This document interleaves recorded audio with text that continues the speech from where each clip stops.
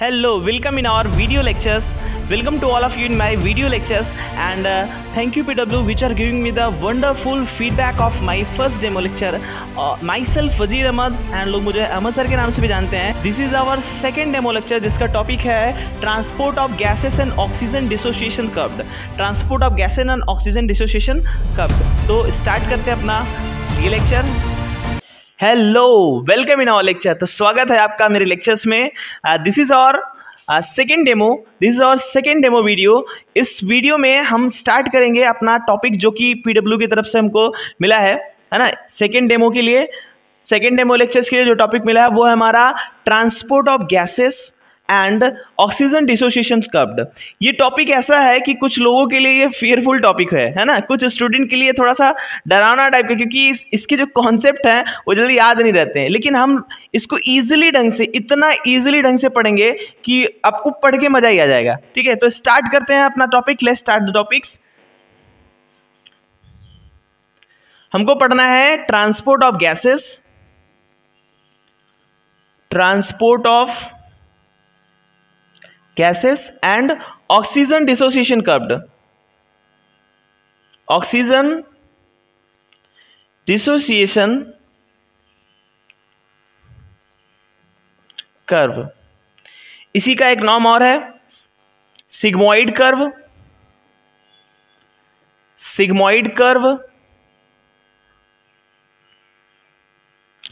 और बोलते हैं इसको बोहर इफेक्ट. स्टार्ट करते हैं टॉपिक.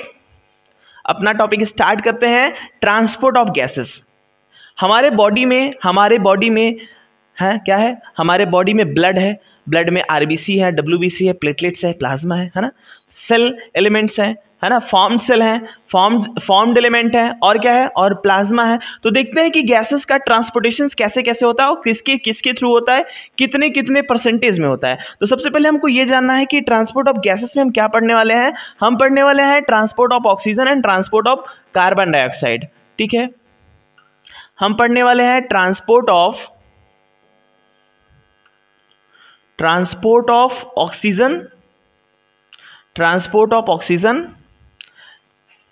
और देखेंगे कि transport of carbon dioxide, transport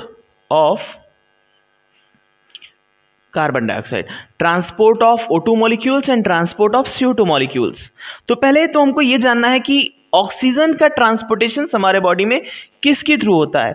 oxygen का ट्रांसपोर्टेशन हमारे बॉडी में आरबीसी के थ्रू होता है और प्लाज्मा के थ्रू होता है, जिसमें से मैक्सिमम अमाउंट जो है वो आरबीसी के थ्रू होता है.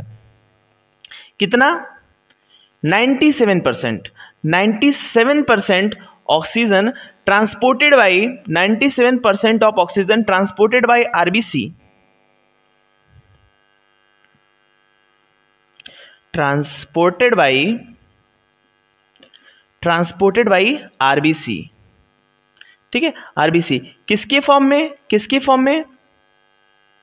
HbO2 मतलब ऑक्सी हीमोग्लोबिन के फॉर्म में.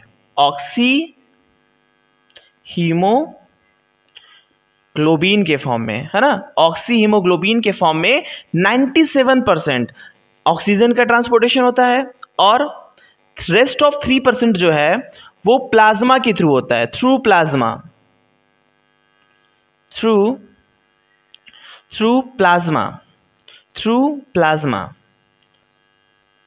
और प्लाज्मा में जो ट्रांसपोर्ट हो रहा है वो डिसॉल्व स्टेट में है. इन dissolve state.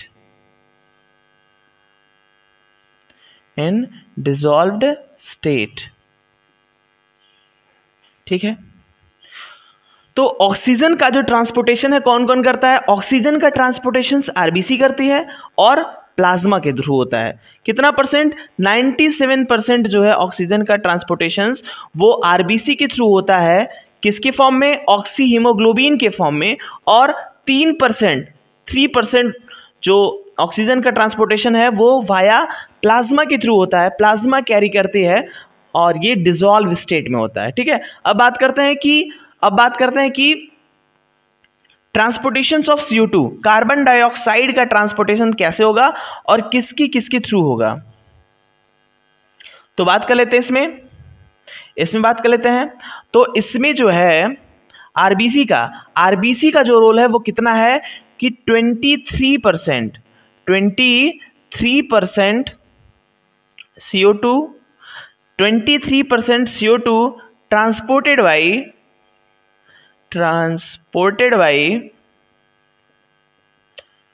23% of CO2 transported by RBC किसके फॉर्म में करता है? HbCO2 किसके फॉर्म में करता है? HbCO2 जिसको बोलते हैं कार्ब अमाइनो हीमोग्लोबिन। क्या बोलेंगे? Carb amino haemoglobin. इसे बोला जाएगा कार्ब अमाइनो हीमोग्लोबिन।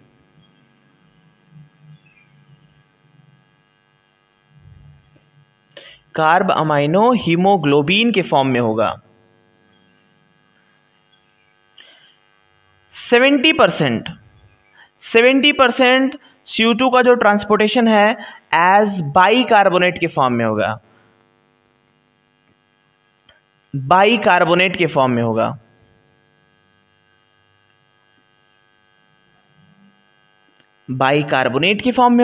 और रेस्ट ऑफ 7% CO2 का जो ट्रांसपोर्टेशन है वो प्लाज्मा करती है।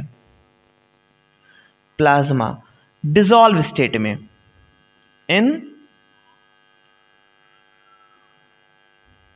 और इसका डिसॉल्व स्टेट में करती है ना, डिसॉल्व्ड स्टेट, प्लाज्मा में घोलकर। चलिए बात कर लेते हैं इसमें। CO2 का जो ट्रांसपोर्टेशन है 23% of CO2 transported by the RBC किसके फॉर्म में? कार्ब अमाइनो हीमोग्लोबिन के फॉर्म में। यहां पर ऑक्सीजन हीमोग्लोबिन से बाइंड हुआ ऑक्सी हीमोग्लोबिन, यहां पर कार्बन डाइऑक्साइड हुआ कार्बोक्सी हीमोग्लोबिन, ना बोल करके क्या बोल दिया गया? Carb amino haemoglobin. ऐसा क्यों बोला गया अभी बताते हैं इसके बारे में। तो आगे देखते हैं। तो 23% CO2 का ट्रांसपोर्टेशन आरबीसी के थ्रू हो रहा है और 70% बाइकार्बोनेट के फॉर्म में हो रहा है और 7% प्लाज्मा में डिसॉल्व होकर के हो रहा है। तो देखा जाए कि आरबीसी कितना परसेंटेज कैरी कर रही है और प्लाज्मा, जैसे यहां पर क्या है 97% आरबीसी ले जा रही है और 3% जो है वो प्लाज्मा कैरी कर रहा है। और यहां पर क्या है, यहां पर अगर देखें तो यहां पर 23% जो है वो आरबीसी ले जा रही है ना, आरबीसी लेके जा रही है। जबकि बाइकार्बोनेट ये बनेगा तो आरबीसी में है ना, बनेगा ये आरबीसी में HCO3 है, बनेगा तो ये आरबीसी के अंदर, लेकिन बनने के बाद ये आरबीसी के प्लाज्मा मेम्ब्रेन से बाहर आ जाएगा। बनने के बाद ये आरबीसी के प्लाज्मा मेम्ब्रेन से बाहर आ जाएगा और बाहर आने के बाद HCO3 माइनस यहां बाहर आएगा तो बाहर पहले से यहां पर मौजूद होगा सोडियम, है ना। अब ये सोडियम के साथ बाइंड हो जाएगा और बना देगा NaHCO3 जिसे कहते हैं सोडियम बाइकार्बोनेट। अब ये किस में आ गया? प्लाज्मा में। किस में आ गया? प्लाज्मा में आ गया, है ना। अब 7% पहले से ही प्लाज्मा में डिसॉल्व था, तो मतलब ये 70% और ये 7% मिलाकर कितना हो गया? प्लाज्मा में कितना कैरी कर रहा है? 77%, है ना। कितना? 77%। 77% of CO2 transported by the plasma and 23% of the CO2 transported by the RBC in the form of carbon amino haemoglobin, है ना। ये समझ में आया। देखते हैं कि ऑक्सीजन और कार्बन डाइऑक्साइड का ट्रांसपोर्टेशन कैसे कैसे हुआ। एकदम इजी लैंग्वेज में, कुछ नहीं, दिमाग पे एकदम प्रेशर नहीं देना है, सीधी सी बात कि 97% ऑक्सीजन का ट्रांसपोर्टेशन आरबीसी करता है in the form of oxy haemoglobin, clear. और 3% ऑक्सीजन का ट्रांसपोर्टेशन जो है वो प्लाज्मा के थ्रू हो रहा है डिसॉल्व स्टेट में। 97.3 ऑक्सीजन का, क्लियर। बाकी CO2 का जो ट्रांसपोर्टेशन है 23% ऑफ ट्रांसपोर्टेशन किसके थ्रू हो रहा है? आरबीसी के थ्रू। कार्ब अमाइनो हीमोग्लोबिन के फॉर्म में, 77% बाइकार्बोनेट के फॉर्म में हो रहा है, बाइकार्बोनेट के फॉर्म में हो रहा है। और बाइकार्बोनेट आरबीसी के सेल से बाहर आई, वहां पे प्लाज्मा में उसको सोडियम मिला, बाइंड हो गई और क्या बना लिया, सोडियम बाइकार्बोनेट, और ये प्लाज्मा में है। तो 70% भी प्लाज्मा में चला गया और 7% पहले से था, 7% पहले से ही प्लाज्मा में था, ठीक है, 7% पहले से ही प्लाज्मा में था। तो हुआ क्या, ये 7 और ये 7 और ये 70 कंबाइन हो गए, 77%। तो total 77% of CO2 are transported by the plasma and 23% of CO2 transported by the RBC. देख लीजिए इसको।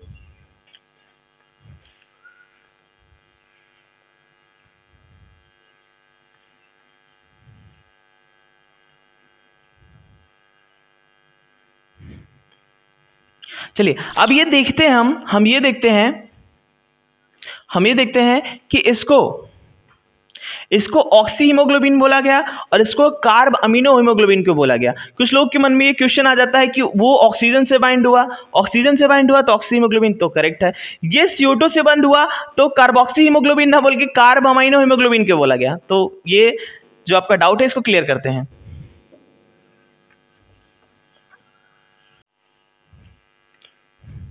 तो आगे देखते हैं कि जैसे कि हम जानते हैं कि आरबीसी रेड कलर का होता है, आरबीसी रेड कलर का होता है। क्यों? Due to the presence of haemoglobin. और हीमोग्लोबिन क्या है? हीमोग्लोबिन एक आयरन कंटेनिंग कलर्ड पिगमेंट है। हीमोग्लोबिन एक आयरन कंटेनिंग कलर्ड पिगमेंट है। आरबीसी में क्या पाया जाता है? Hb haemoglobin. और हीमोग्लोबिन क्या है? यह है iron containing coloured pigment, coloured pigment, ठीक है। अब Hb जो होता है, जो हीमोग्लोबिन है हमारा, जो हमारा हीमोग्लोबिन है, Hb है, वो क्या क्या किस किस चीज़ को ट्रांसपोर्ट करता है और कैसे करता है, कैसे कैसे अपने बॉडी के ऊपर कैरी करके ले जाता है। तो बात करते हैं, जो Hb है हमारा, वो ट्रांसपोर्ट करता है ऑक्सीजन को, वो ट्रांसपोर्ट करता है किसको? CO2 को, और वही ट्रांसपोर्ट करता है कार्बन मोनोऑक्साइड को, ठीक है, वही ट्रांसपोर्ट करता है कार्बन मोनोऑक्साइड को। अगर हम बात करें हीमोग्लोबिन्स के बारे में, तो एक हीमोग्लोबिन जो होता है, जो एक हीमोग्लोबिन का स्ट्रक्चर है, तो बता दें जो एक हीमोग्लोबिन का स्ट्रक्चर है, यहाँ पर एक हीमोग्लोबिन है ना, एक Hb जो है उस पर 4 पेप्टाइड की चैन पाई जाती है, 4 पेप्टाइड चैन पाए जाते हैं, 4 पेप्टाइड चैन पाए जाते हैं, जिनमें से 2 अल्फा है और 2 बीटा है ना। और क्या पाया जाता है? और इस पे 4 आयरन पाए जाते हैं फेरस स्टेट में, Fe2+ स्टेट में, है ना, ठीक है। 4 पेप्टाइड बॉन्ड पाए जाते हैं, 2 अल्फा और 2 बीटा, और 4 आयरन पाए जाते हैं फेरस स्टेट में एक हीमोग्लोबिन पे। अगर इसकी स्ट्रक्चर देखी जाए तो ये रही, ये Hb हो गया,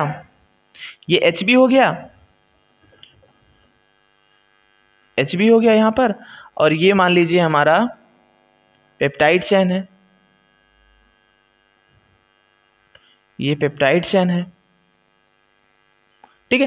पेप्टाइड चेन जानते हैं कि वो अमाइनो एसिड की चेन होती है। तो एक अमाइनो एसिड के 2 टर्मिनल होते हैं, दो टर्मिनल यहां पे अगर बताएं तो मान लीजिए ये अमाइनो एसिड है NH2C अल्किल ग्रुप HCOOH, एक साइड में इसके अमाइन ग्रुप और एक साइड में कार्बोक्सिलिक ग्रुप होता है। दूसरा अमाइनो एसिड की बात करें तो यहां पर NH2 और यहाँ पे COOH, यहाँ पे अल्किल ग्रुप और यहाँ पे H। ये जो होता है यहाँ पर ये H2O बना करके निकल जाता है, यहाँ पे ये H2O रिलीज कर देता है और इसके साथ पेप्टाइड बॉन्ड बना लेता है ना। तो ऐसे देखेंगे तो जो भी पेप्टाइड चेन होगी तो उसमें अमाइनो एसिड के 2 टर्मिनल होंगे, एक अमाइन ग्रुप वाला और एक CO2 ग्रुप वाला। एक अमाइन ग्रुप वाला और एक जो है हमारा कार्बोक्सिलिक एसिड ग्रुप वाला। तो देख लेते हैं यहाँ पर कि कुछ भी बनेगा तो एक साइड NH3 होगी और एक साइड पे COOH माना जाएगा। तो अगर इसको ऐसे पकड़ करके हम यहाँ पर रख दें तो यहाँ पर रखने पे हमको क्या दिखाई देगा कि अंदर क्या गया COOH, है ना। कार्बोक्सिलिक ग्रुप इसके अंदर के साइड में है ना, कार्बोक्सिलिक ग्रुप अंदर के साइड में है और बाहर की साइड में कौन सा है, अमाइन। कौन सा है, अमाइन। बाहर क्या है, बाहर है अमाइन, NH2 क्या है, NH2 है, ठीक है। और सभी किनारे पर फेरस पाए जाएंगे, सभी किनारे पर फेरस पाए जाएंगे।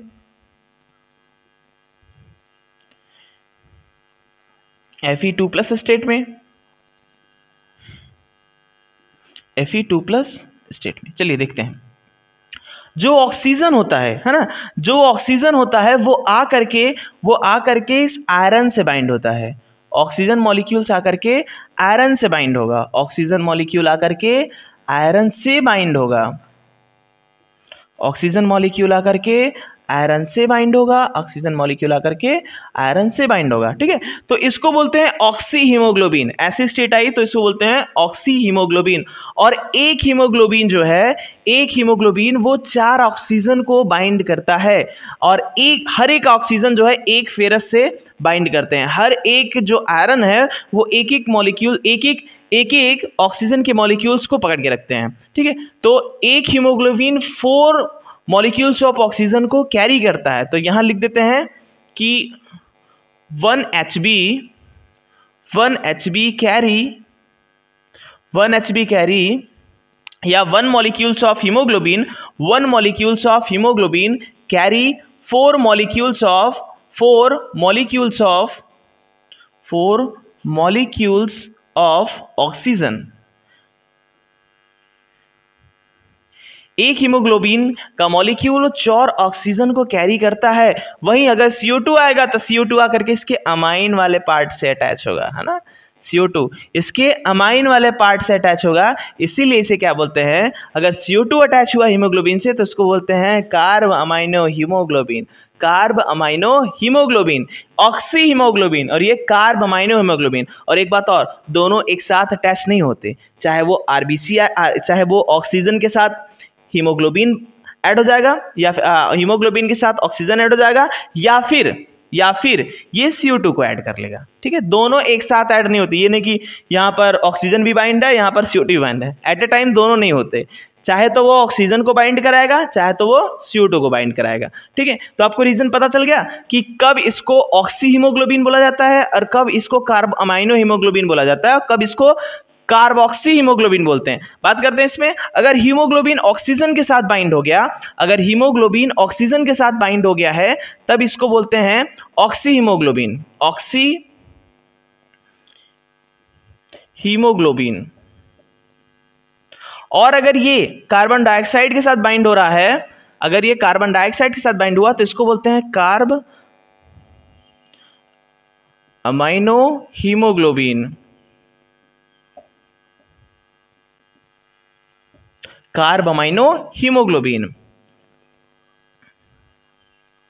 और अगर ये कार्बन मोनोऑक्साइड के साथ अटैच हो रहा है, और अगर ये कार्बन मोनोऑक्साइड के साथ अटैच हो रहा है तो इसको बोलते हैं, तो इसको क्या बोलेंगे, इसको बोलेंगे कार्बोक्सी हीमोग्लोबिन। एक बात और आपको बता दिया जाए तो ये जानिए कि जो कार्बोक्सी हीमोग्लोबिन है, मतलब कार्बन मोनोऑक्साइड जो HB के साथ ज्वाइंट कर रहा है, कार्बन मोनोऑक्साइड जो हीमोग्लोबिन के साथ बाइंड कर रहा है, इसकी एफिनिटी जो होती है, इसकी एफिनिटी 200 टाइम्स ज़्यादा होती है। किससे? ऑक्सीजन से 200 टाइम ज़्यादा होती है कार्बन मोनोऑक्साइड की एफिनिटी। मतलब एक जगह अगर कार्बन मोनोऑक्साइड और ऑक्सीजन दोनों साथ में होंगे तो ये जल्दी जा करके उससे बाइंड कर लेगा, ठीक है। तो ये रही इसके बारे में। तो हमने यहाँ से क्या देखा, हमने ये देखा कि जो आरबीसी के अंदर हीमोग्लोबिन है वो एक रेड कलर का आयरन कंटेनिंग कलर्ड पिगमेंट है। ग्लोबिन है तो इसका मतलब ये है क्या, नेचर वाइज क्या है, नेचर वाइज ये प्रोटीन है, नेचर वाइज क्या है, प्रोटीन है, और आयरन कंटेनिंग कलर्ड पिगमेंट है ना। एक आरबीसी में मिलियंस ऑफ हीमोग्लोबिन पाए जाते हैं, एक आरबीसी में मिलियंस ऑफ हीमोग्लोबिन पाया जाता है। ऐसा नहीं कि कुछ ही पाया जाएगा, 4 पाया जाएगा इसको देख करके, ऐसा नहीं है। एक हीमोग्लोबिन में मिलियंस ऑफ आरबीसी पाए जाते हैं, और एक हीमोग्लोबिन कैरी करता है 4 मॉलिक्यूल्स ऑफ ऑक्सीजन। कैसे, इस तरह से एक हीमोग्लोबिन 4 पेप्टाइड चेन से बना होता है, 2 अल्फा और 2 बीटा, 2 अल्फा और 2 बीटा। जबकि HbA ये कौन सी है, ये एडल्ट वाली है ना। एडल्ट वाली जो HB होती है, बता देते हैं कि HbA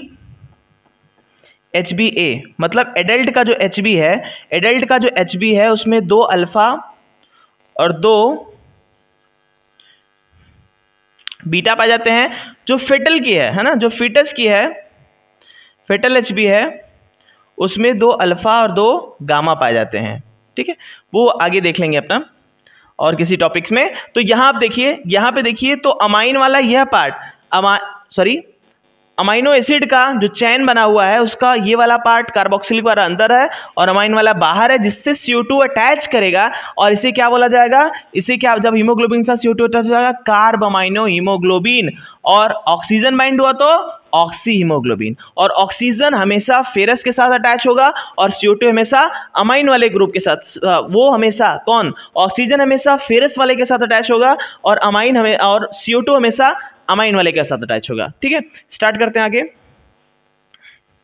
तो ये देख लीजिए आप,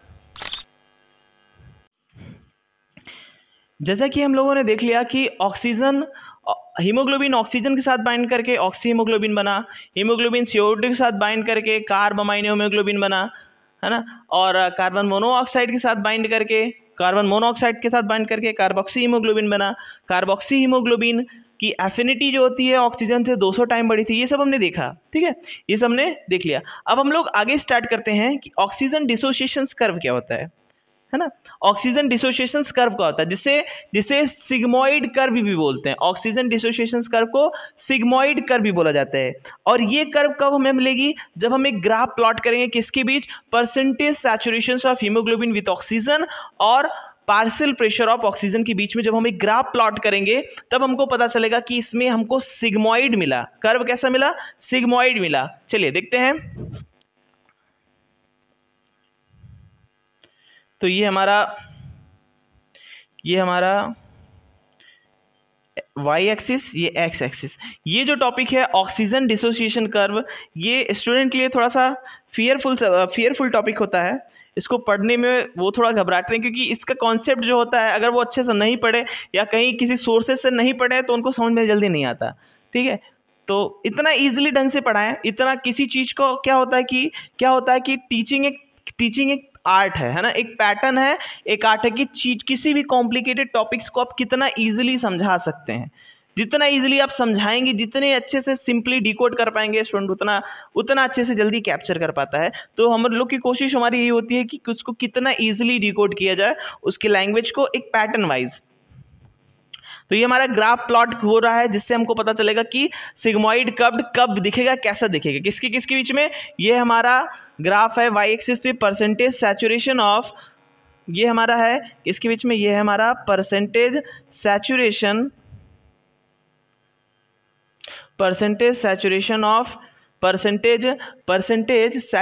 ऑफ हीमोग्लोबिन विथ ऑक्सीजन। और यहाँ क्या है, यहाँ है partial pressure of oxygen, partial pressure of oxygen in mmHg, है ना, इन mmHg। तो कुछ यहाँ पे वैल्यू लिख देते हैं, 20, 40,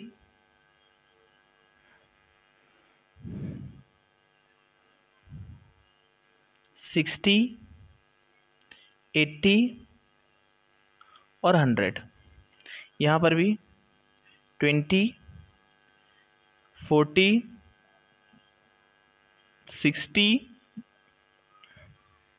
80 और 100। ठीक है, 100।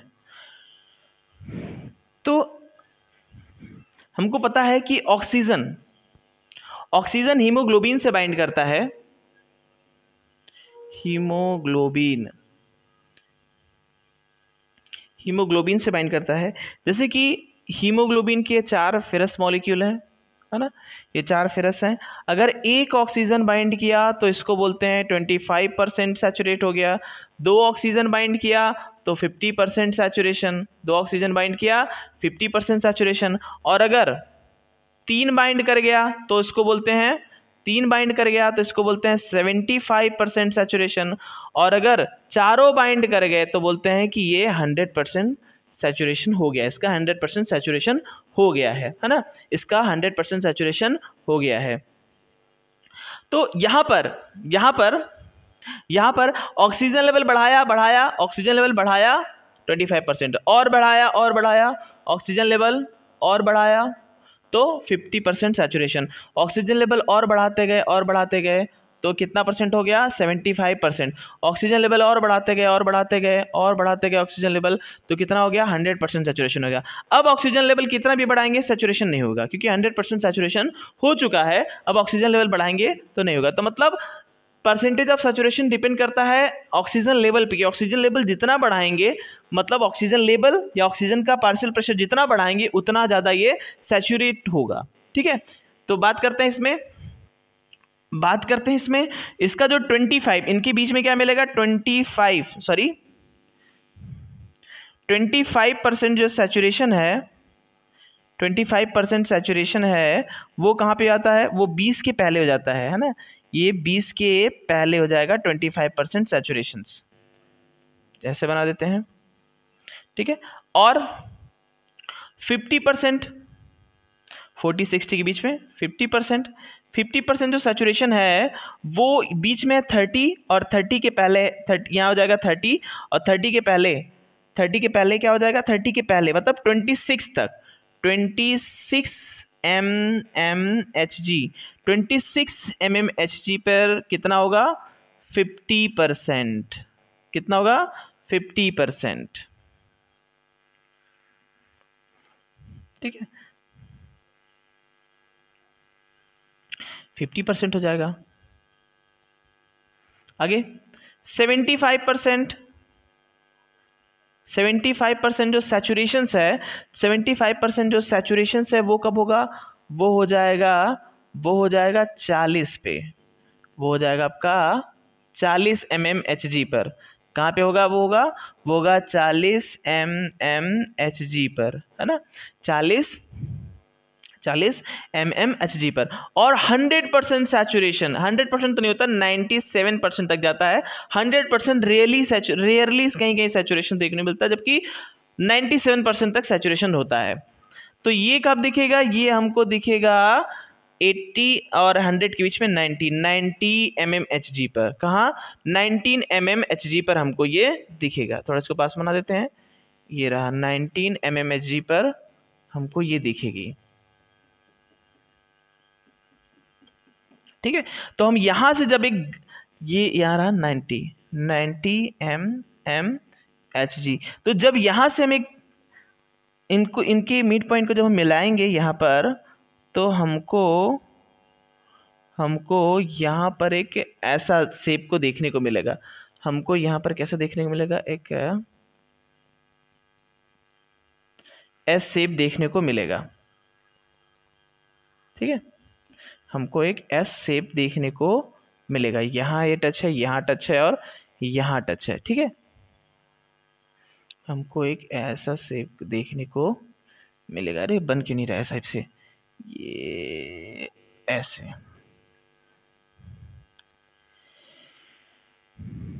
रुकिए, ऐसे, है ना, ऐसे देखने को मिलेगा हमको।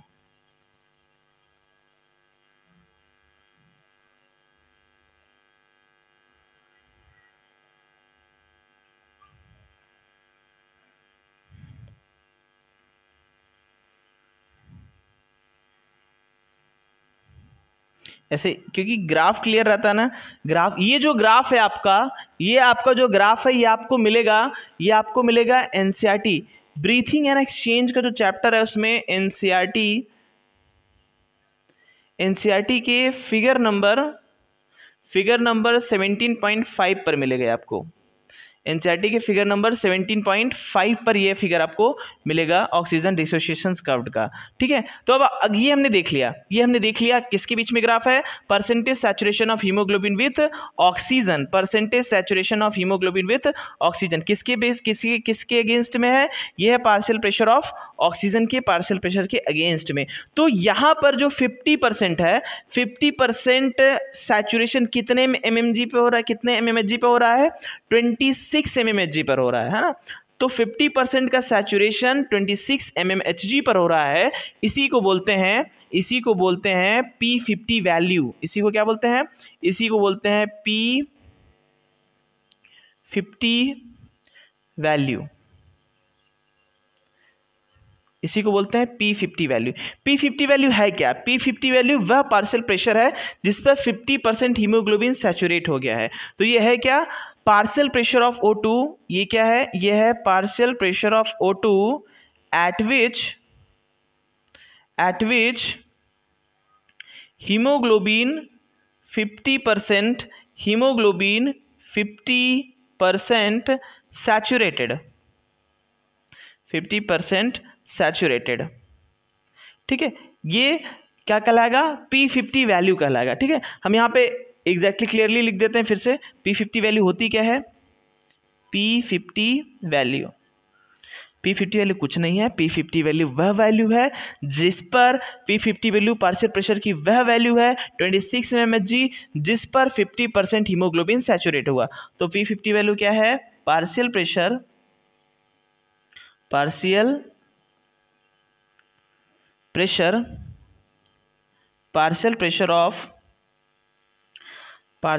Of oxygen at which hemoglobin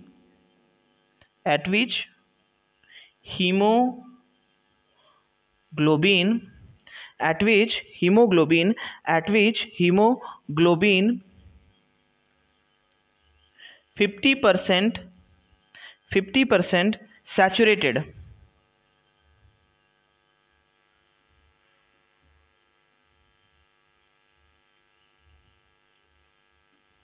ठीक है, एट विच 50% हीमोग्लोबिन सैचुरेटेड। आगे देखते हैं, इसके बारे में हम आगे देखते हैं कि ये जो हमको कप्ड मिला ये कैसा है, ये देखने में एस शेप का है ना। तो ये कैसा कप्ड है, ये हमको जो कप्ड मिला ये एस शेप कप्ड है ना। कैसा है, ये एस शेप कर्व है, एस शेप कप्ड है। इसी को सिग्मोइड कर्व भी बोलते हैं, इसी को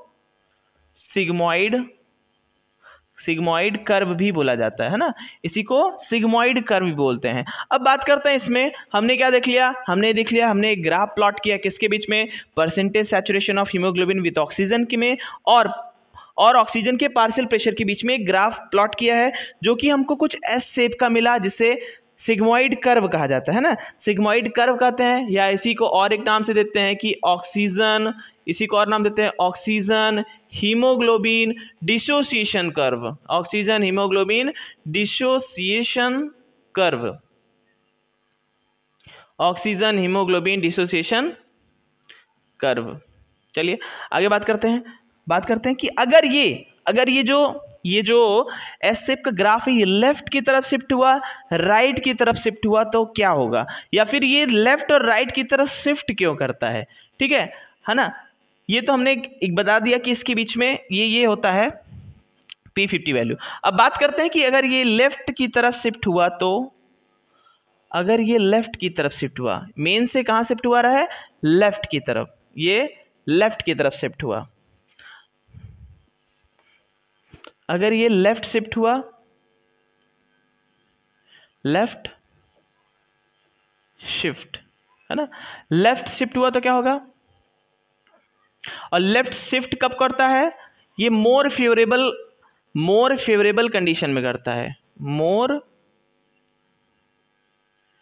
फेवरेबल, मोर फेवरेबल कंडीशन होगा तो लेफ्ट की तरफ शिफ्ट करेगा, और अगर अनफेवरेबल कंडीशन मिला तो ये राइट की तरफ शिफ्ट करना पसंद करेगा, है ना। अगर अनफेवरेबल कंडीशन मिला तो ये राइट की तरफ शिफ्ट करेगा, है ना, राइट शिफ्ट।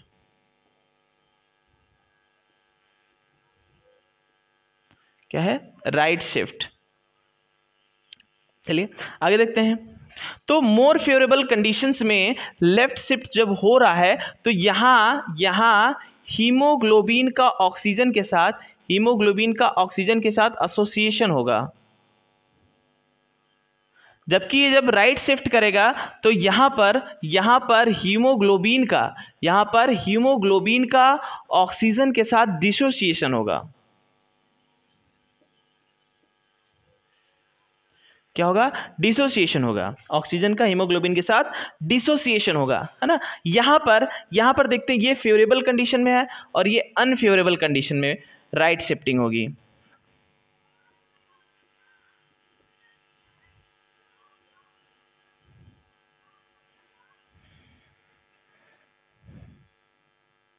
अनफेवरेबल में राइट शिफ्टिंग होगी। अब बात कर लेते हैं, लेफ्ट की तरफ शिफ्ट हो रहा है मोर फेवरेबल में, और यहाँ पर ऑक्सीजन हीमोग्लोबिन के साथ एसोसिएशन होगा, ऑक्सीजन हीमोग्लोबिन एसोसिएशन होगा। और इस इफेक्ट को क्या बोलेंगे?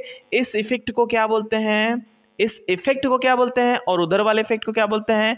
इस इफेक्ट को बोला जाता है हाल्डन इफेक्ट, क्योंकि साइंटिस्ट हाल्डन ने बताया था कि ये जब लेफ्ट की तरफ शिफ्ट होता है तो यहाँ पर ऑक्सीजन और हीमोग्लोबिन का एसोसिएशन होता है। इसको बोलते हैं हाल्डन इफेक्ट। इसको बोलेंगे हाल्डन इफेक्ट, ठीक है, हाल्डन इफेक्ट। और इसे क्या बोलते हैं? इसे बोला जाता है बोहर इफेक्ट, ठीक है। इसको क्या बोल दिया जाता है?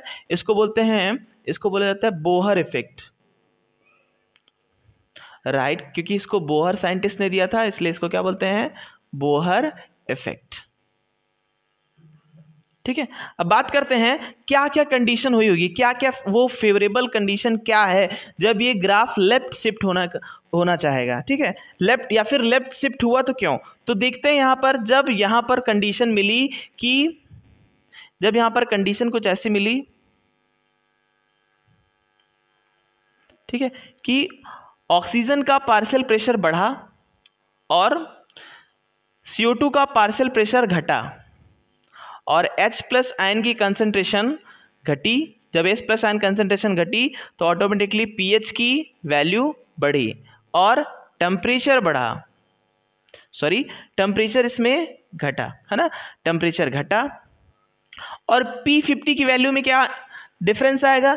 जैसे ही ये ग्राफ लेफ्ट की तरफ शिफ्ट हुई, देखो ध्यान से, जैसे ही ये ग्राफ लेफ्ट की तरफ शिफ्ट होगी तब क्या होगा? जैसे ही ये ग्राफ लेफ्ट की तरफ शिफ्ट होगी तो ऑक्सीजन, जैसे ये ग्राफ लेफ्ट की तरफ शिफ्ट होगी तो P50 वैल्यू जो है वो यहाँ आ जाएगी, और जैसे ही वो राइट की तरफ शिफ्ट होगी P50 वैल्यू बढ़ जाएगी, है ना।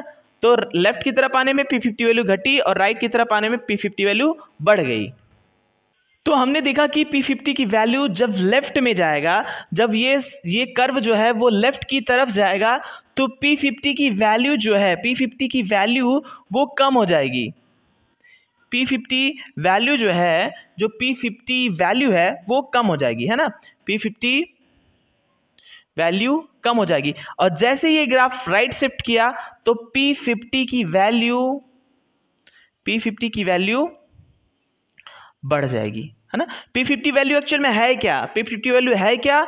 Partial pressure at which, P50 value partial pressure है, partial pressure at which 50% haemoglobin saturated. तो अभी जो नॉर्मली सैचुरेट हो रहा था वो 26 mmHg पर हो रहा था।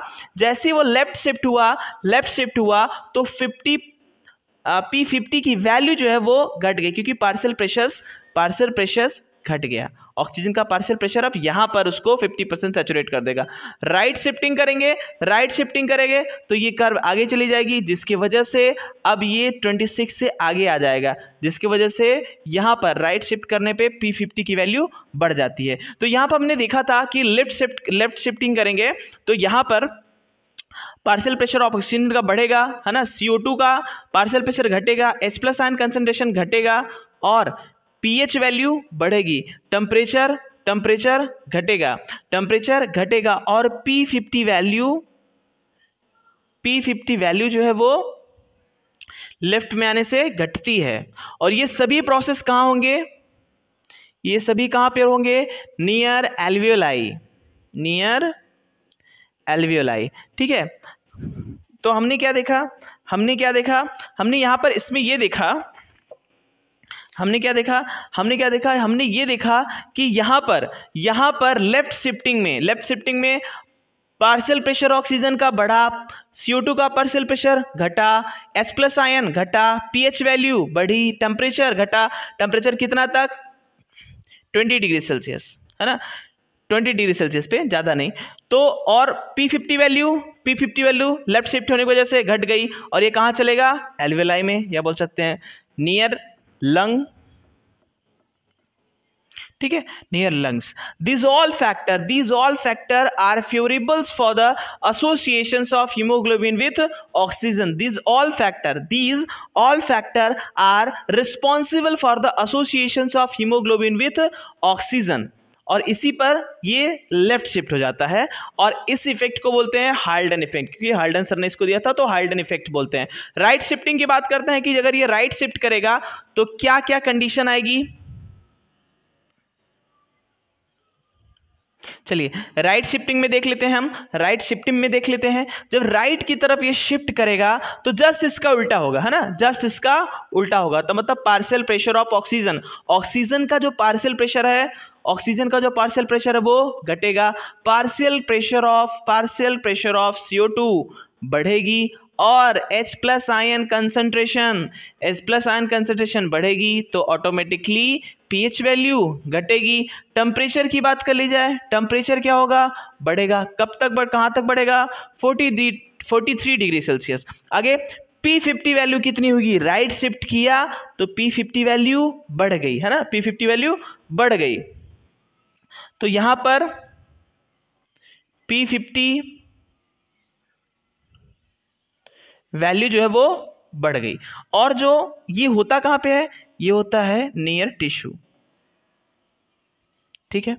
तो हमने देखा कब जब लेफ्ट शिफ्ट करेगा तो क्या होगा और जब राइट शिफ्ट करेगा तो क्या होगा। जब ये लेफ्ट की तरफ शिफ्ट करता है तो ये कंडीशन बनती है और जब राइट की तरफ शिफ्ट करेगा और ये बनेगी। और दिस ऑल द मतलब these factor are favorables for the dissociations of hemoglobin with oxygen near the tissue, or these factor are favorable for the associations of hemoglobin with oxygen near the lung. These factor are responsible या favorable for the dissociations of oxygen near the tissue, ठीक है। Oxygen को dissociate कराने के लिए tissue के पास में ये फैक्टर जरूरी है, तो ये किसकी तरफ शिफ्ट हो जाएगा, राइट की तरफ। और ऑक्सी हीमोग्लोबिन बनाने के लिए तभी तो अगर आप लो टेम्परेचर में जाओगे रिलैक्स सांस लोगे, है ना, हाई टेम्परेचर में पहुंच गए तेज सांस लोगे, टेम्परेचर आपकी बढ़ जाएगी, कब किधर शिफ्ट हो जाएगा, राइट की तरफ शिफ्ट हो जाएगा, ठीक है। ऑक्सीजन का डिसोसिएशन होना स्टार्ट हो जाता है।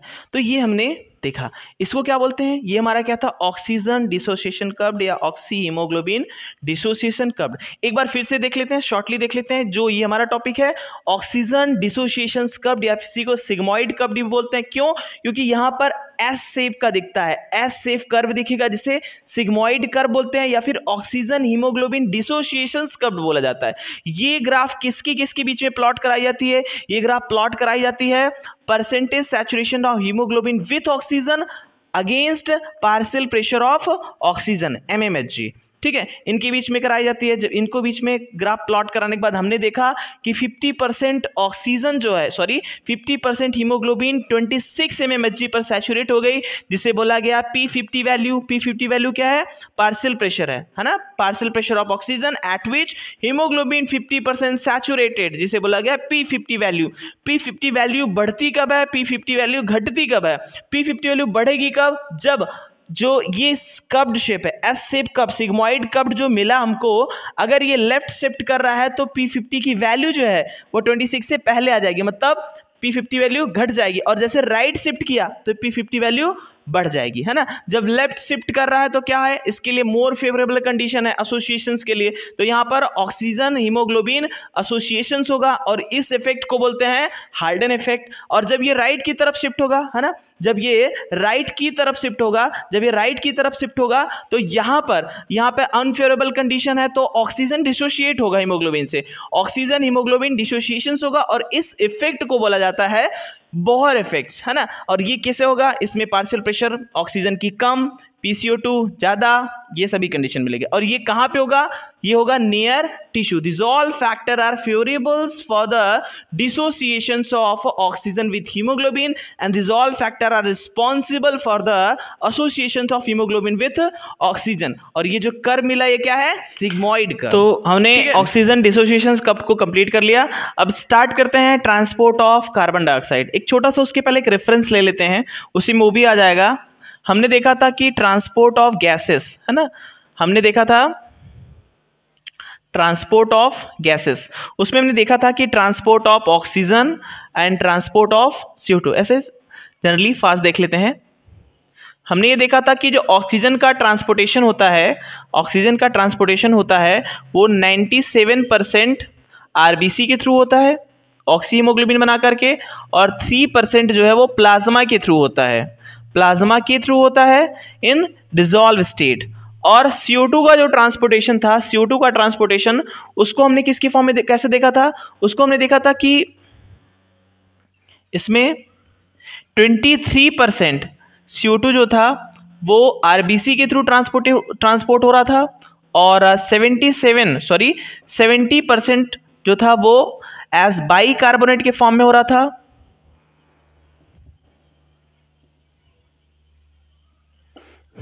और 7% जो है वो प्लाज्मा के थ्रू हो रहा था, प्लाज्मा के थ्रू डिसॉल्व स्टेट में, है ना, वो प्लाज्मा के थ्रू हो रहा था डिसॉल्व स्टेट में।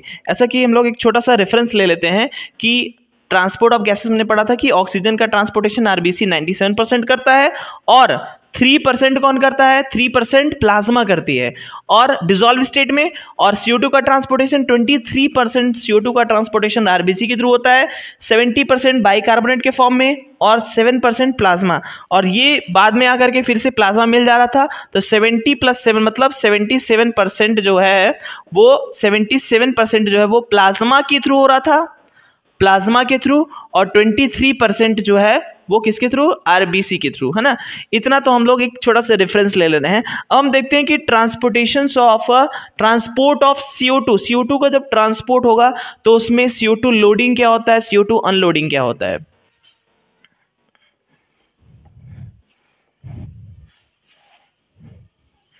चलिए देखते हैं।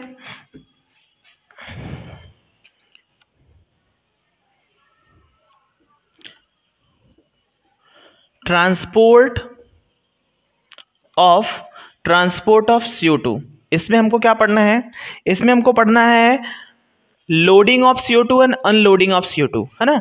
इसमें हमें दो टॉपिक्स को कवर करना है, जो पहला हमारा है वो है लोडिंग ऑफ CO2 और दूसरा है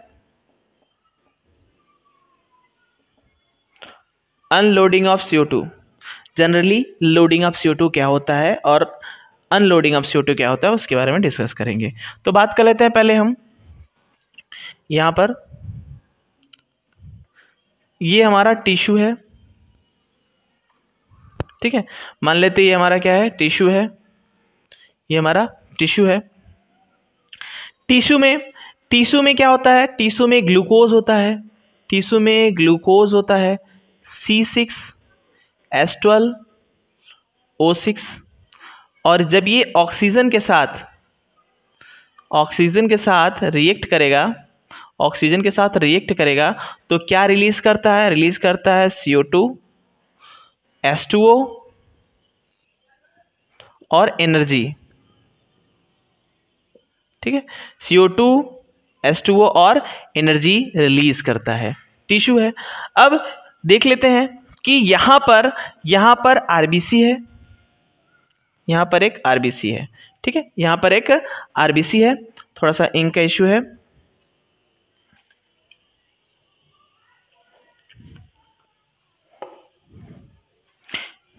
तो यहाँ पर हमने क्या बनाया, ये हमारा एक आरबीसी है, ये हमारा एक आरबीसी है, ठीक है, आरबीसी है, थोड़ा अच्छे से बना दिया जाए। बाई कॉन्केव्ड होता है, नॉन न्यूक्लिएटेड बाई कॉन्केव्ड, ठीक है, आरबीसी हो गया। कहाँ लिख दें, ये हमारा है आरबीसी, ये टिश्यू। अब देखते हैं टिश्यू के अंदर ऑक्सीजन का पार्शियल प्रेशर कितना होगा और टिश्यू के अंदर CO2 का पार्शियल प्रेशर कितना होगा। टिश्यू के अंदर जो ऑक्सीजन का पार्शियल प्रेशर होता है, टिश्यू के अंदर जो ऑक्सीजन का पार्शियल प्रेशर होता है वो 40 होता है, 40 mmHg, और CO2 का होता है 45 mmHg।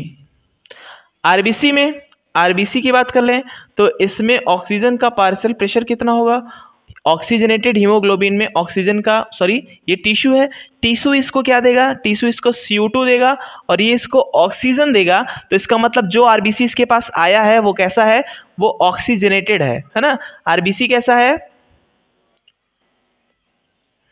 और आरबीसी हमारा ऑक्सीजनेटेड है। इसमें ऑक्सीजन की पार्शियल प्रेशर कितनी है, 95 mmHg, और CO2 की कितनी है पार्शियल प्रेशर, तो CO2 की पार्शियल प्रेशर इसमें 40 है, 40 mmHg, ठीक है।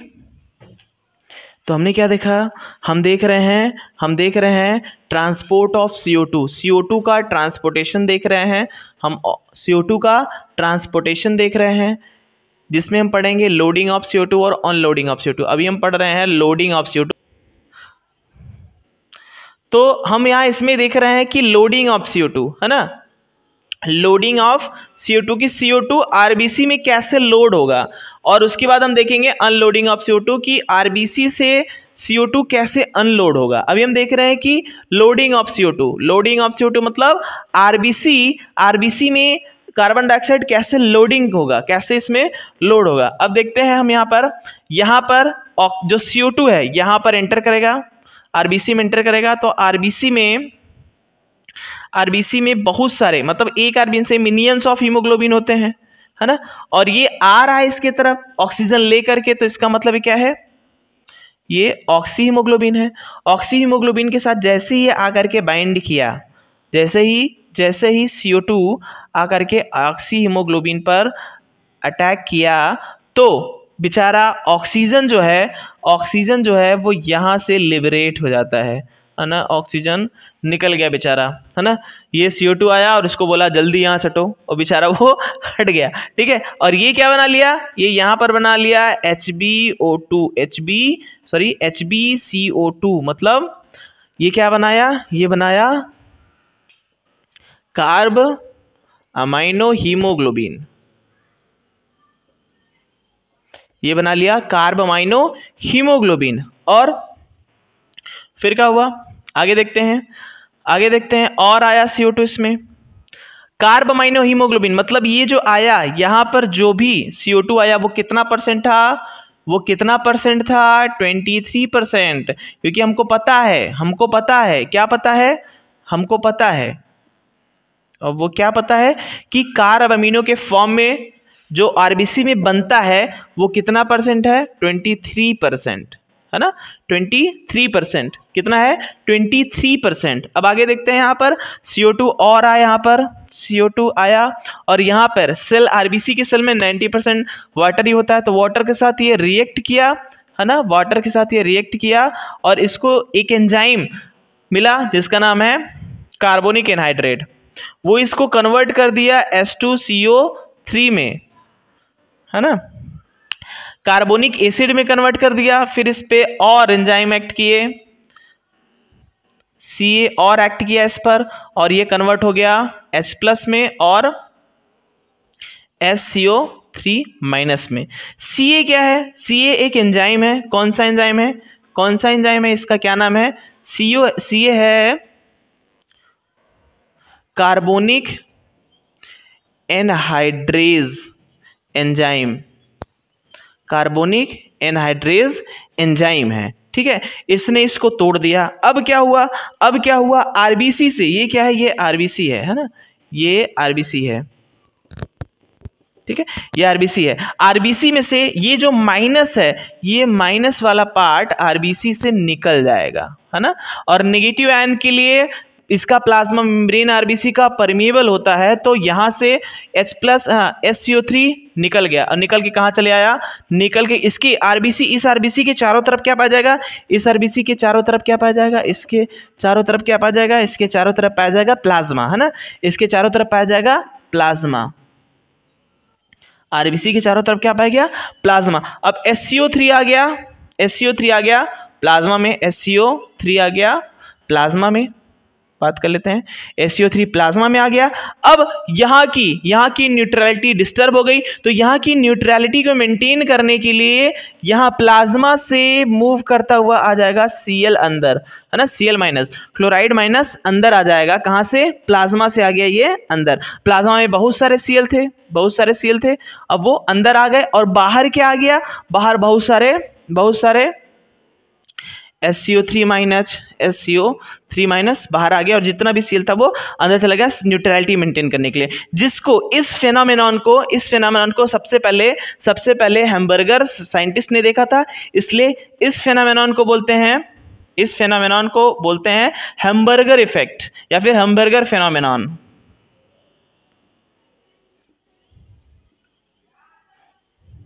हैम्बर्गर फेनोमेनॉन। और यहां हुई क्या? क्लोराइड की शिफ्टिंग, तो इसको बोलेंगे क्लोराइड शिफ्ट। यहां क्या हुआ?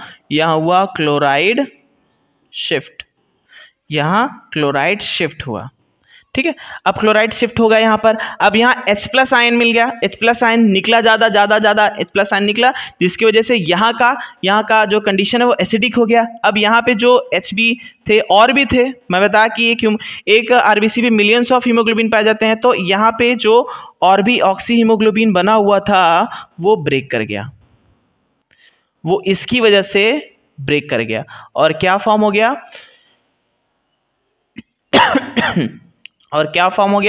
यहां फॉर्म हो गया HHB, ठीक है। क्या फॉर्म हो गया? यहां पर फॉर्म हो गया HHB,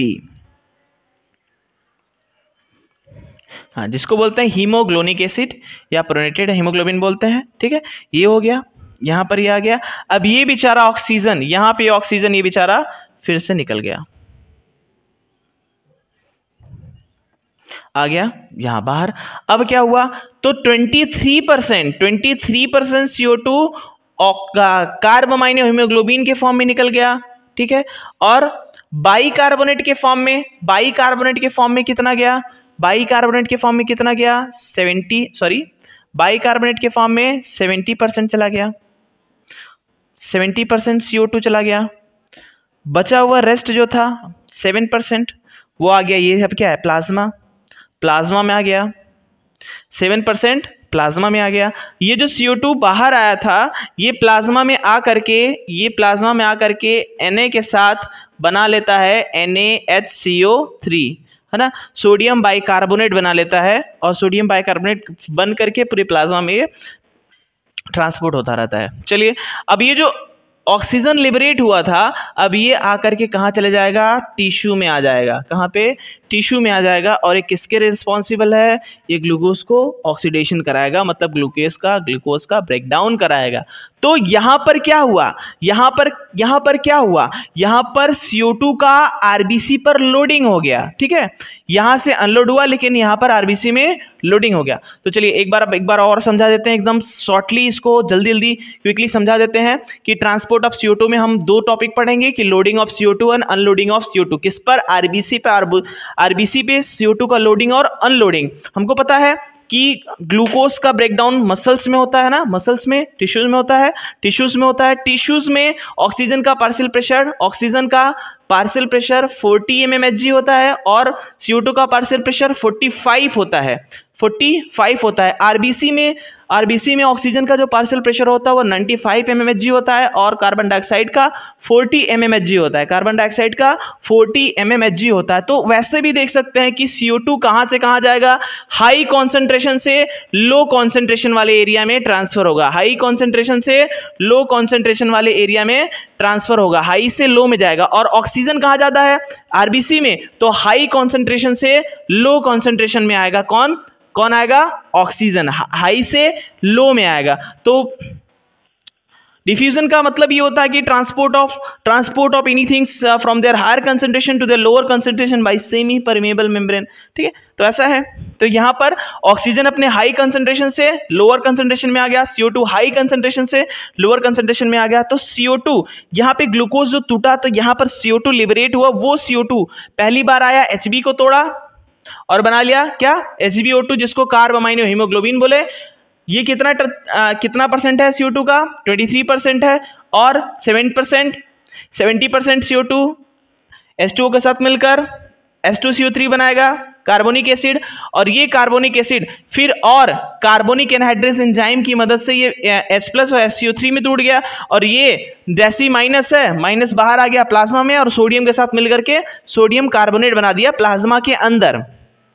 और इसका H+ आयन इसको तोड़ दिया, जिसकी वजह से ये ऑक्सीजन फ्री हो गया। फिर ये ऑक्सीजन को भगा दिया बाहर की तरफ, है ना, ये ऑक्सीजन को बाहर की तरफ भगा दिया, बोला चलो तुम निकलो यहाँ से, ये हमारा इलाका है। ठीक है, तो ऑक्सीजन भी इसको बोलता है ठीक है तो हमारे इलाके में आओ, एल्वियोलाई के पास। जब आप हमारे इलाके में आओगे तो हम वहाँ से तुमको भगाएंगे। ठीक है, इलाके से एक बात याद आई, मैं एक जगह पढ़ाता था तो वहाँ के इंस्टीट्यूट में एक लड़का था, एक दिन हमारे पास आया, बोला कि सर मेरा सीट जो है कुछ लड़कों ने कैप्चर कर लिया और बोल रहे हैं कि हमारा इलाका है, मेरे दोस्त यहाँ बैठे गया। तो मैं उसको समझाया, यार इलाका तो कुत्तों का होता है, तुम तो शेर हो, है ना, इलाका तो कुत्तों का होता है, तुम तो शेर हो, कहीं भी बैठ जाओ, जहाँ अकेला देखो वहीं बैठ जाओ। अब वो गया जहाँ पर एकदम सेपरेट बेंच रखा हुआ था वहाँ बैठ गया। अब सब उसको बुला रहे हैं, इधर आओ, उसके मन में जा रहा है हम तो शेर हैं, हम क्यों गीदड़ों के बीच में बैठे, है ना, भेड़ियों के बीच में, हाँ गीदड़ों के बीच में हम क्यों बैठे, हम तो शेर हैं और इलाके में बैठेंगे तो हम भी कुत्ते में जाएंगे। तो ऐसा है। तो ये क्या हुआ कि ऑक्सीजन जो है, ऑक्सीजन यहाँ से CO2 निकाल देता है क्योंकि इसका इलाका है टिश्यू वाला एरिया, एल्वियोलाई वाला ऑक्सीजन का है। चलिए देख लेते हैं। तो ये क्या हुआ, ऑक्सीजन यहाँ से आ गया टिश्यू में और CO2 आरबीसी में हो गया। ये कंप्लीट हुआ हमारा लोडिंग ऑफ CO2। एक चीज और लोडिंग ऑफ CO2 में क्या होगा, लोडिंग ऑफ CO2 के तहत टिश्यू के इर्द गिर्द जो प्लाज्मा मेम्ब्रेन होंगी, इस टिश्यू के इर्द गिर्द जो प्लाज्मा मेम्ब्रेन होंगी उसमें किस चीज की मात्रा ज्यादा होगी, उसमें जो क्लोरीन था वो तो अंदर चला गया, SCO3 बाहर आ गया। तो टिश्यू के इर्द गिर्द वाले प्लाज्मा मेम्ब्रेन में किसकी मात्रा ज्यादा होगी, इन प्लाज्मा में किसकी मात्रा ज्यादा होगी, SCO3 माइनस ज्यादा होगा। और क्या कम होगा इसमें क्लोराइड जो है वो कम मात्रा में होगा। टिश्यू के पास वाले प्लाज्मा में SCO3 की मात्रा ज़्यादा होगी और क्लोरीन की मात्रा कम होगी। आगे चलते हैं। तो ये हमारा रहा लोडिंग। अब बात करते हैं अनलोडिंग के बारे में।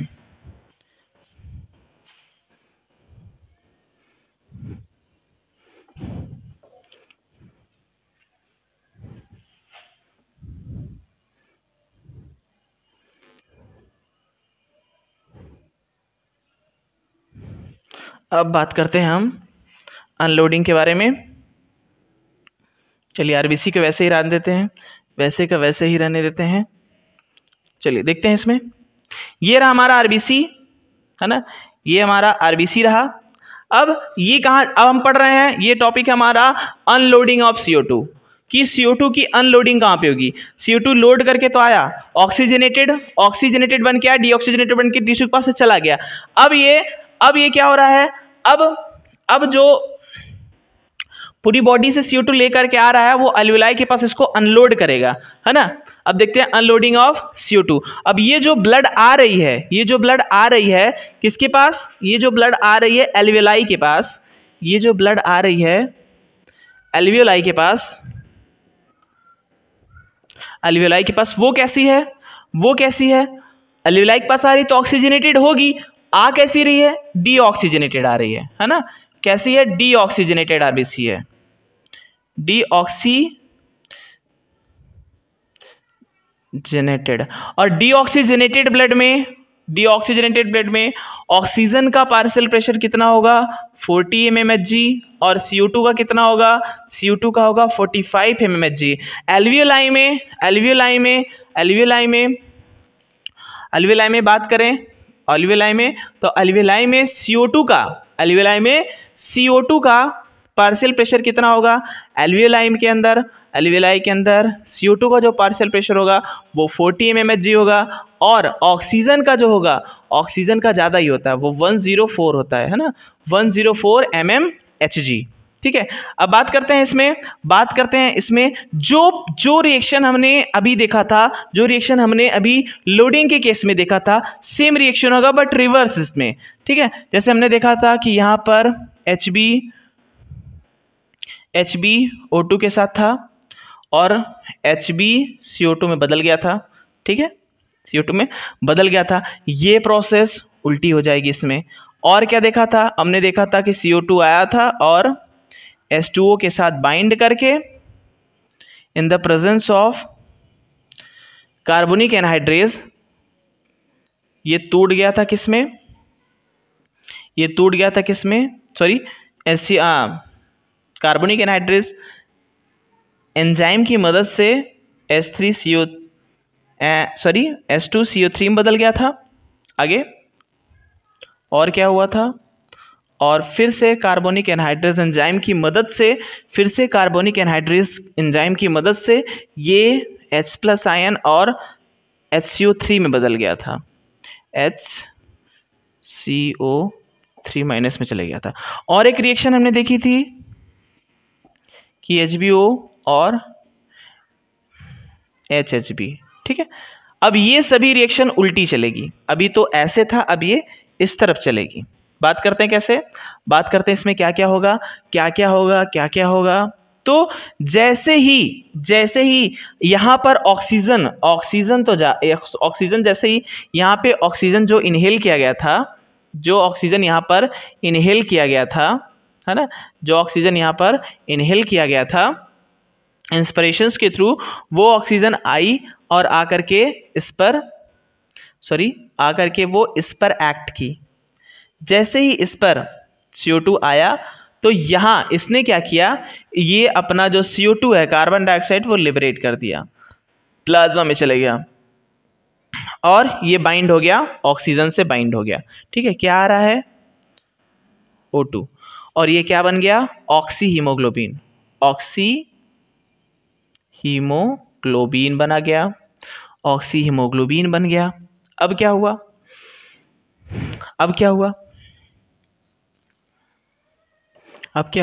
और ऑक्सीजन आया, इस पर एक्ट किया, तो क्या हुआ, ऑक्सीजन तुरंत फिर Hb के साथ बाइंड हो गया, और H+ आयन फ्री हो गया। अब H+ आयन जैसे ही फ्री हुआ वो इस तरफ गया, और इस तरफ गया तो जो प्लाज्मा में लोडिंग के समय SCO3 गया था, अब वो रिटर्न आ जाएगा, है ना, अब वो रिटर्न आ जाएगा किसमें, आरबीसी के अंदर आ जाएगा। कहाँ से, प्लाज्मा से। अब वो प्लाज्मा से रिटर्न आ जाएगा कहाँ पर, आरबीसी के अंदर, रिटर्न आरबीसी के अंदर आ जाएगा। और रिटर्न आरबीसी के अंदर आ गया, जैसे ये आरबीसी के अंदर रिटर्न आया तो इसका जो क्लोरीन था वो फिर से निकल करके कहाँ चला जाएगा, प्लाज्मा में। क्लोरीन आ गया, अब भारी मात्रा में क्लोरीन बाहर आ जाएगा, और SCO3 अंदर चला जाएगा। अब इस समय एल्वियोलाई के पास जो कैपिलरीज एल्वियोलाई के पास जो ब्लड वेसल्स में प्लाज्मा होंगे, वहां पर इन प्लाज्मा जैसे कि हमने देखा था, उसमें देखा था टिश्यू के पास वाले प्लाज्मा में SO3 की मात्रा ज़्यादा थी, क्लोरीन कम था, जबकि अनलोडिंग के समय अनलोडिंग के समय प्लाज्मा में क्लोरीन माइनस ज़्यादा होगा और HCO3 का अमाउंट कम होगा। ठीक है, अब क्या हुआ, अब ये आगे इसमें H के साथ ये जो H है इसके साथ बाइंड करके कार्बोनिक एसिड बना with in the presence of what, presence of carbonic anhydrases, carbonic anhydrase enzyme, carbonic anhydrase enzyme की प्रेजेंस में ये बन गया और उसके बाद ये H2 और CO में ब्रेक हो गया। अब क्या हुआ, CO2 रिलीज हो गया। अब CO2 कहाँ चले आया, एल्वियोलाई में। कहाँ चले आया, एल्वियोलाई में। यहाँ से ये वाला CO2 भी कहाँ चले आया, एल्वियोलाई में। ये दोनों CO2 आ गए एल्वियोलाई में। ठीक है, ये दोनों CO2 एल्वियोलाई में चले आए। एक मिनट, ठीक है, चलिए, ये जो ऑक्सीजन यहां से रिलीज हुआ था ये आ जाएगा कहां पर, ये इंक, चलिए हो गया, ये आ जाएगा एल्वियोलाई में। CO2 आ गया यहां से, और कहां से, यहां से, ये वाले रिएक्शन से यहाँ पर CO2 आ गया और ये एक्सलेशंस के थ्रू आउट कर दिया जाएगा, ये एक्सलेशन के थ्रू आउट कर दिया जाएगा। ठीक है, ये एक्सलेशन के थ्रू आउट कर दिया जाएगा। जो ऑक्सीजन ऑक्सी हीमोग्लोबिन बना वो कितना परसेंट था, 97%। ये वाला भी तो ऑक्सी ये बना रहा है, ऑक्सी हीमोग्लोबिन ये कितना है, ये है 97%। और रेस्ट ऑफ 3% जो है वो प्लाज्मा में आ जाता है ना। रेस्ट ऑफ 3% कहाँ जाएगा, प्लाज्मा में आ जाएगा।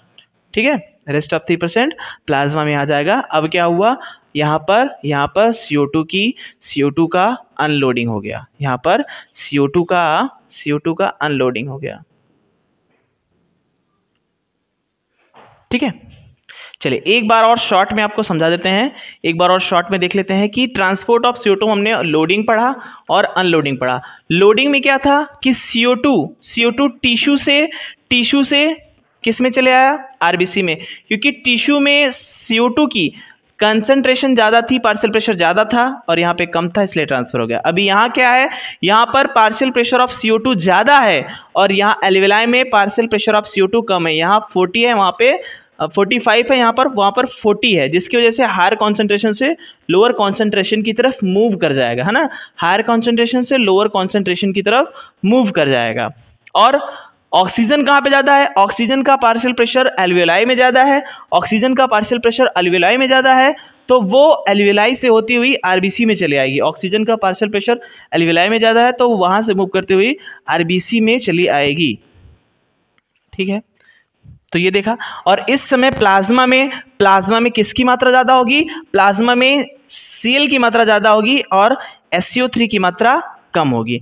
और इस रिएक्शंस को करने के लिए इनको एंजाइम चाहिए, कार्बोनिक एनहाइड्रेज, जबकि ये वाली रिएक्शन विदाउट एनी एंजाइम बन जाता है, ये भी विदाउट एनी एंजाइम बन जाता है। ठीक है, तो this is all about gaseous exchange, this is all about transport of gases and oxygen dissociation कब। तो ये टॉपिक हमने पूरा कंप्लीट कर लिया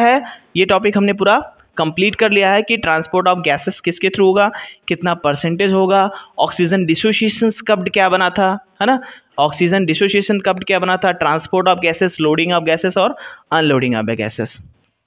ठीक है,